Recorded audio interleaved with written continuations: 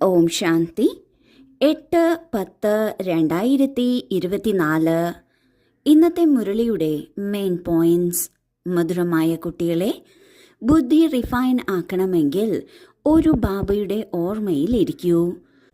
ഓർമ്മയിലൂടെ ആത്മാവ് സ്വച്ഛമായി തീരുന്നു. ആത്മാവിൽ 3 ഭാഗങ്ങളാണ് ഉള്ളത്: മനസ്സ്, ബുദ്ധി, സംസ്കാരം. ഇതിൽ ഏറ്റവും ശക്തമായിട്ടുള്ളത് ബുദ്ധിയാണ്. എപ്പോഴാണോ നാം ബുദ്ധിയെ വിവേകം കൊണ്ട് ശക്തമാക്കുന്നത്, അപ്പോൾ ബുദ്ധി കടിഞ്ഞാൻ എടുക്കുന്നു. ആത്മാവ് ശരിയായ ദിശയിലേക്ക് പോകുന്നു. ഇപ്രകാരം ബുദ്ധിയെ ശക്തമാക്കുന്നതിന് ബാബയുടെ ഓർമ്മ അത്യാവശ്യമാണ്. കാരണം ലോകത്തിലുള്ള മറ്റെന്തും പഞ്ചതത്വങ്ങൾ കൊണ്ട് ഉണ്ടാക്കിയതാണ്. അതിൻ്റെ ഗുണം തന്നെ തമോ പ്രധാനമാണ്.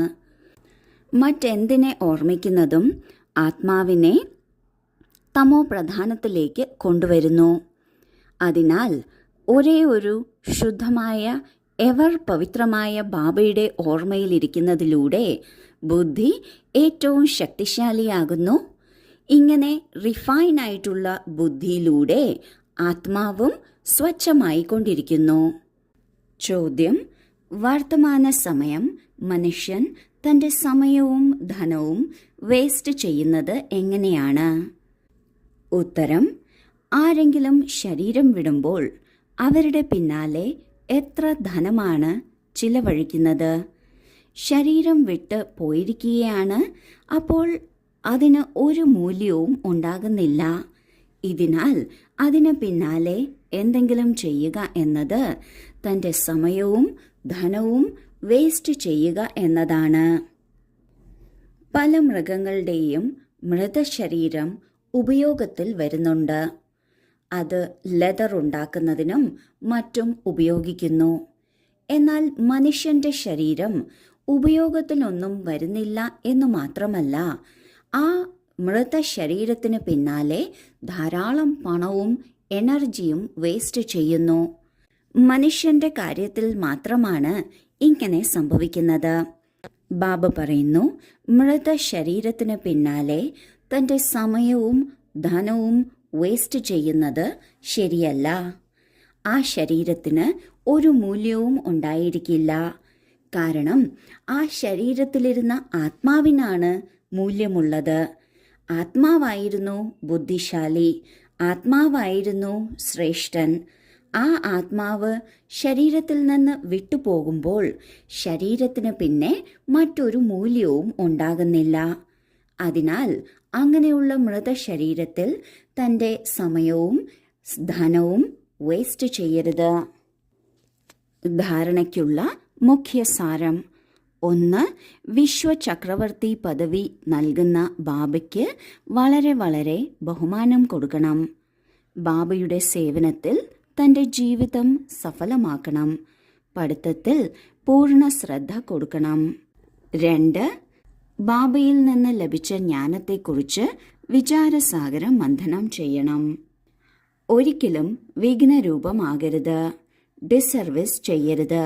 അഹങ്കാരത്തിൽ വരരുത്. ആദ്യത്തെ പോയിന്റിൽ ബാബ പറയുന്നു, നമ്മളെ ഏറ്റവും ഉയർന്ന സ്ഥിതിയിലേക്ക് കൊണ്ടുവരുന്നത് ബാബയാണ്. മനുഷ്യരാശിയുടെ തന്നെ ഏറ്റവും ഉയർന്ന സ്ഥിതിയാണ് ദേവി ദേവതയാകുക എന്നത്. ആ ദേവി ദേവതകളിലും ചക്രവർത്തി പദവി എന്നത് അതിലും ഉയർന്ന സ്ഥാനമാണ്. ആ സ്ഥാനം നമ്മൾക്ക് നൽകുന്നത്, നമ്മളെ ആ സ്ഥാനത്തിനായി യോഗ്യനാക്കുന്നത് ബാബയാണ്. അങ്ങനെയുള്ള ബാബയ്ക്ക് വളരെ ബഹുമാനം കൊടുക്കണം. ബാബ എന്തു പറയുന്നുവോ അതിൽ നിശ്ചയമുണ്ടായിരിക്കണം. അത് ജീവിതത്തിൽ കൊണ്ടുവരണം. ഇതിനെയാണ് ബഹുമാനം കൊടുക്കുക എന്ന് പറയുന്നത്.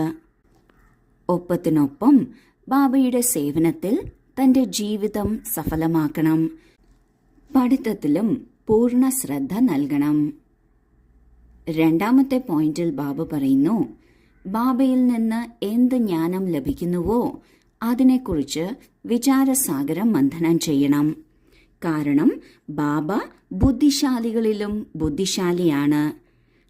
അങ്ങനെയുള്ള ബാബ ഒരു കാര്യം പറയുമ്പോൾ അതിൽ വളരെയധികം അർത്ഥം അടങ്ങിയിട്ടുണ്ട്. ആ അർത്ഥം മനസ്സിലാക്കണമെങ്കിൽ അതിനനുസരിച്ച് നാം വിചാരസാഗര മന്ഥനം ചെയ്യണം. നാം ഒരിക്കലും മറ്റുള്ളവർക്കോ യജ്ഞത്തിനോ ഒരു വിഘ്നരൂപമാകരുത്. നമ്മളിൽ നിന്ന് മോശമായ ഒരു കർമ്മവും ഉണ്ടാകരുത്. കാരണം അതിലൂടെ ഡിസർവീസ് ഉണ്ടാകുന്നു. ഒപ്പം അഹങ്കാരത്തിലും വരരുത്. ഒന്നും ഞാനല്ല ചെയ്യുന്നത്, ബാബയാണ് ചെയ്യുന്നത് എന്നത് മനസ്സിലാക്കണം. വരദാനം: 4 സബ്ജക്റ്റുകളിലും ബാബയുടെ ഹൃദയത്തിന് ഇഷ്ടപ്പെട്ട മാർക്ക് വാങ്ങുന്ന ഹൃദയ സിംഹാസനധാരിയായി ഭവിക്കട്ടെ. ഏതു കുട്ടികളാണോ 4 സബ്ജക്റ്റിലും നല്ല മാർക്ക് വാങ്ങുന്നത്, ആദ്യം മുതൽ അന്തിമം വരെ നല്ല മാർക്കോടെ തന്നെ പാസ്സാകുന്നത്, അവരെ തന്നെയാണ് പാസ് വിത്ത് ഓണർ എന്ന് പറയുന്നത്.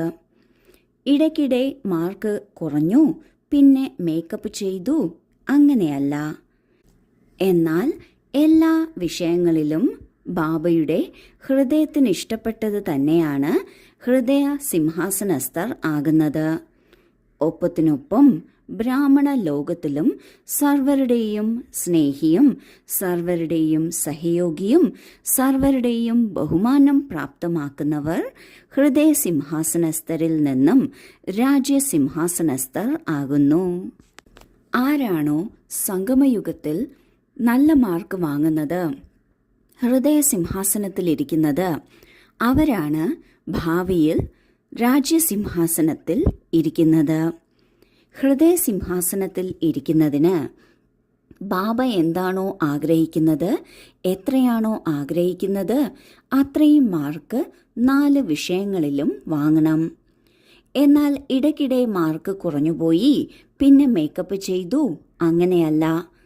തുടക്കം മുതൽ അവസാനം വരെയും ഒരുപോലെ 4 സബ്ജക്റ്റിലും നല്ല മാർക്ക് വാങ്ങുന്നവരാണ് ഹൃദയ സിംഹാസനത്തിൽ ഇരിക്കുന്നത്.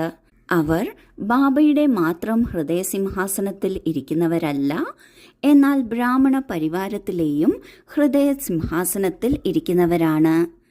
അങ്ങനെയുള്ളവർ തന്നെയാണ് ഭാവിയിലെ രാജ്യസിംഹാസനത്തിൽ ഇരിക്കുന്നത്. സ്ലോഗൻ: ആരുടെ ഹൃദയത്തിലാണോ സദാ ഈ അഖണ്ഡ ഗീതം മുഴങ്ങിക്കൊണ്ടിരിക്കുന്നത്, ഞാൻ ബാബയുടേത്, ബാബ എന്റേത് എന്നത്, അവരാണ് ബാബയുടെ ഹൃദയത്തിന് ഇഷ്ടപ്പെട്ടവർ. ആരാണോ ബാബയെ നന്നായി ഓർമ്മിക്കുന്നത്, എല്ലായ്പ്പോഴും ഓർമ്മിക്കുന്നത്, എന്നാൽ കാര്യത്തിന് മാത്രം ഓർമ്മിക്കുന്നവരല്ല, ഹൃദയപൂർവ്വം ഓർമ്മിക്കുന്നത്, ഞാൻ ബാബയുടേത്, ബാബ എന്റേത് എന്ന സ്ഥിതിയിൽ ഓർമ്മിക്കുന്നത്, അവരാണ് ബാബയ്ക്ക് ഏറ്റവും പ്രിയപ്പെട്ടവർ. ഓം ശാന്തി.